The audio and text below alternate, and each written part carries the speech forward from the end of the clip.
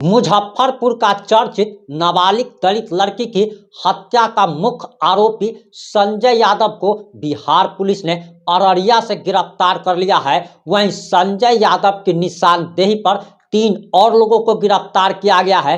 पहला नाम पंकज पासवान का है, दूसरा नाम चुन्नू पासवान का है और तीसरा नाम टुन्नू पासवान का है। और भीम आर्मी वहां पर जाकर जातीय हिंसा भड़काने का प्रयास कर रही थी, लेकिन हत्यारे जो है वो दलित समाज के ही लोग निकल गए हैं। और इसके बाद भीम आर्मी के गोल्डन दास ने माफी भी मांग ली है, जो कि पहले पुलिस को गाली देने का काम कर रहा था। और इस मामले में अहम खुलासे हुए हैं। बताया जा रहा कि मृतक जो नाबालिग दलित लड़की और जो मुख्य आरोपी संजय यादव है, उसके दोनों के बीच में मात्र 1 महीने में 422 बार यानी कि प्रतिदिन 14 बार फोन पर बातचीत हुआ करती थी। और दोनों के हत्या का ये जो प्रयास था, और प्रयास ही नहीं बल्कि आप ये कह सकते हैं कि जिस प्रकार से उस नाबालिग दलित लड़की की हत्या की गई थी, बताया जा रहा था कि संजय यादव ने उसके साथ बलात्कार किया है। इस मामले में भी बिहार पुलिस ने एक बड़ा खुलासा किया है, सनसनीखेज खुलासा किया है। और आखिर पूरा मामला क्या है, पूरा मामला इस 5 से 7 मिनट की रिपोर्ट में हम आपको बताने जा रहे हैं।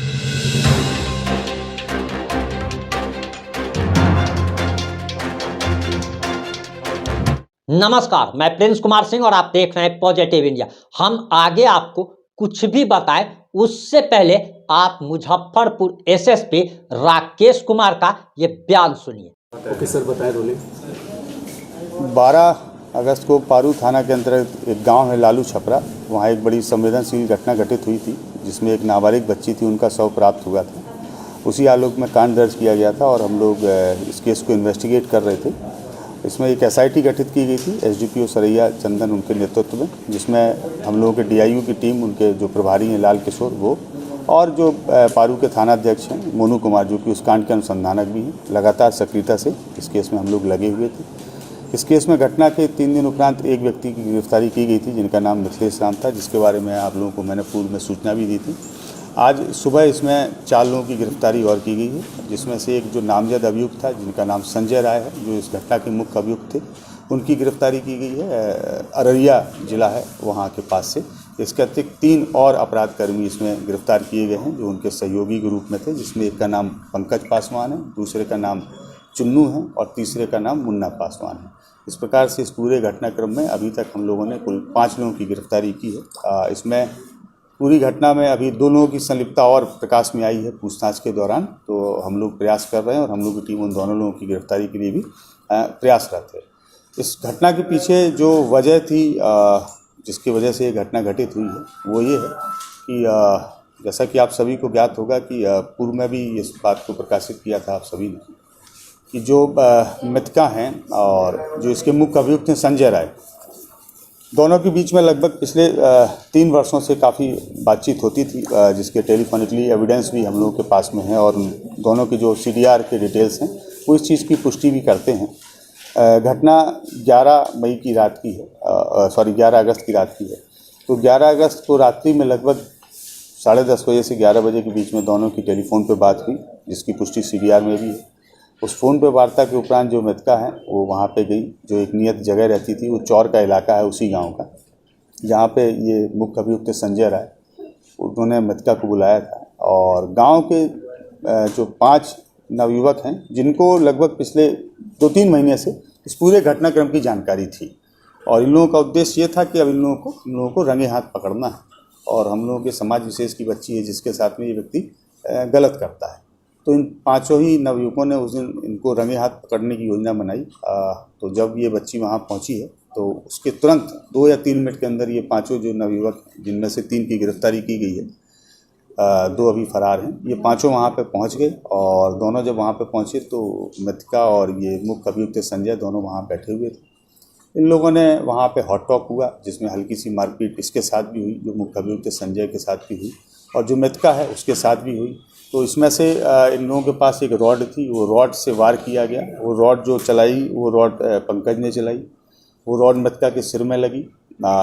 एक खुरपी भी वहाँ पे थी। फिर जब इनको लगा कि वो रॉड से वो बेहोश होकर नीचे गिर गई, तब इनको लगा कि शायद कहीं ऐसा ना हो कि मृत्यु हो जाए, तब फिर खुरपी से भी उसके ऊपर वार किया गया।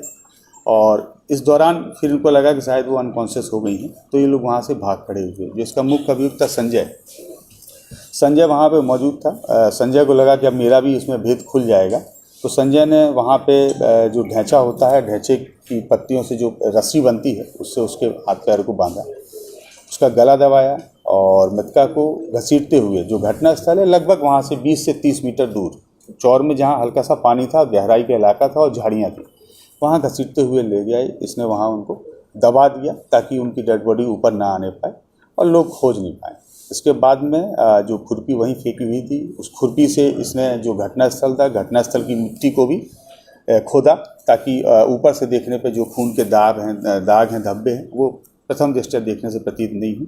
इसके बाद ये अपने जो सहयोगी है, जिसकी गिरफ्तारी पहले की गई है, मिथिलेश, और बुलेरो से उसके साथ में भागा और भाग के छपरा गया। फिर ये लगातार भागते रहे, मोबाइल इनका बंद रहा, हम लोग लेकिन ट्रेस करते रहे और फाइनली जो है इनकी आज सुबह गिरफ्तारी वो अररिया से हो गई है। हम लोग रुकिए, पहले अब जरा मेरी बात सुन लीजिए, उसके बाद हम आपको एसएसपी राकेश कुमार का अगला बयान सुनाएंगे। लेकिन अभी अभी आपने एसएसपी महोदय को ये कहते हुए सुन लिया कि मृतका जो नाबालिग दलित लड़की थी और संजय यादव के बीच प्रेम प्रसंग चल रहा था और जिस रात हत्या हुई थी उस रात 10:30 बजे इसको फोन पर दोनों ने बातें की थी और 11 बजे जहां पर दोनों चोरी छुपे मिला करते थे वहां पर दोनों नियत समय पर पहुंचे थे।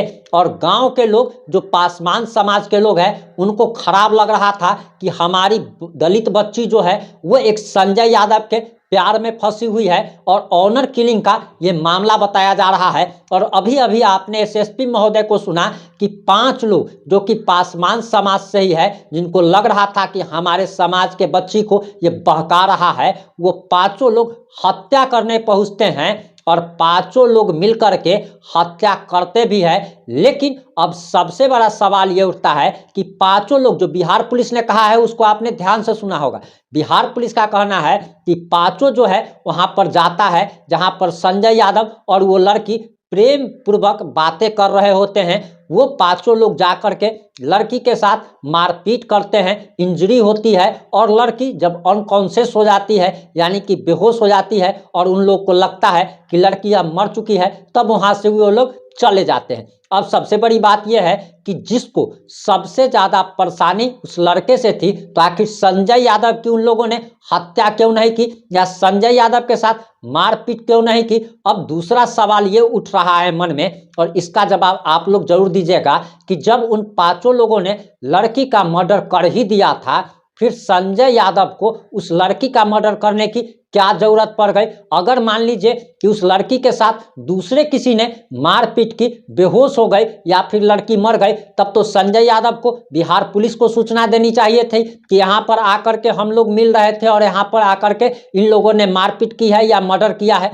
आखिर संजय यादव ने उस लड़की को मारने का प्रयास क्यों किया? क्योंकि दोनों के बीच में कोई वैसी बात तो थी नहीं, दूसरा कोई मार रहा था। यानी कि ये तो वही बात हो गई कि मान लीजिए कि हम 2 आदमी आपस में कहीं पर मिल रहे हैं, वहां पर 5 लोग आते हैं, अगले की हम जिससे मिल रहे थे उसकी हत्या कर देते हैं और वो या बेहोश कर देते हैं, मार देते हैं और चले जाते हैं। तो फिर जब वो लोग मार करके चले गए तो हम जिससे बात कर रहे थे, हमको आखिर ऐसी क्या जरूरत पड़ गई कि हमने उसका मर्डर कर दिया, हमने उसका हाथ पैर बांध करके उसको पानी में फेंक दिया ताकि उसकी लाश जो है ऊपर ना आ सके। आखिर उसका गर्दन दबाने की क्या जरूरत पड़ गई?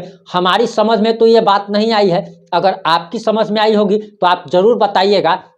वहीं आपको एक जानकारी और देते चले कि डीआईजी शिवदीप लांडे ने साफ साफ शब्दों में कह दिया है कि जो लोग भी बलात्कार का या फिर इस प्रकार का खबर चलाएंगे, उन सभी लोगों पर एफआईआर दर्ज कर लिया जाएगा। यानी कि कहीं ना कहीं बिहार पुलिस हमारे जैसे लोगों को डराने का भी प्रयास कर रही है कि अगर आप खबर दिखाते हैं तो फिर आपके साथ क्या किया जा सकता है। आगे आप लोग का सपोर्ट बना रहना चाहिए। क्योंकि आप लोग के सपोर्ट की काफ़ी ज़रूरत है। वहीं आपको बताते चले कि आगे एसएसपी महोदय ने जो कहा है अब वो भी आप सुन लीजिए और आपको बिहार पुलिस की कहानी पर, थ्योरी पर यकीन करना ही पड़ेगा। और अगर आप यकीन नहीं करते हैं, अगर आप विरोध करेंगे, तब आप पर बिहार पुलिस एफआईआर कर आपको जेल भेज देगी। आगे एसएसपी का बयान सुनिए। लोगों ने इस कांड में अभी तक जो चीज़ें जब्त की हैं वो एक हथियार जो खुरपी है उसको जब्त किया है हमने। इसके अलावा जो वाहन है बुलेरो जिससे भागे थे उसको जब्त किया है। 4 मोबाइल फ़ोन हैं जो इन्हीं अभियुक्तों के हैं, वो हम लोगों ने जब्त किए हैं। और इसमें अभी 2 अपराधकर्मी फरार हैं जिनकी हम लोग गिरफ्तारी के लिए प्रयासरत हैं। और इसके अतिरिक्त कुछ अन्य एग्जिबिट्स भी हैं जो हम लोगों को अभी सीज करने हैं, जिसके लिए हम लोग सर्च अपना जारी रखे हैं। उम्मीद कर रहे हैं कि कल शाम तक इसमें हम लोगों को कुछ और बरामदगी और गिरफ्तारी भी होगी, जिससे हम आप लोगों को अवगत कराएंगे। जो आरोपी गिरफ्तारी हुई गांव के रहने वाले हैं बाहर? सारे आरोपी उसी गांव के थे। घटना के बाद ये लोग सब दूसरे जिले में रह रहे थे?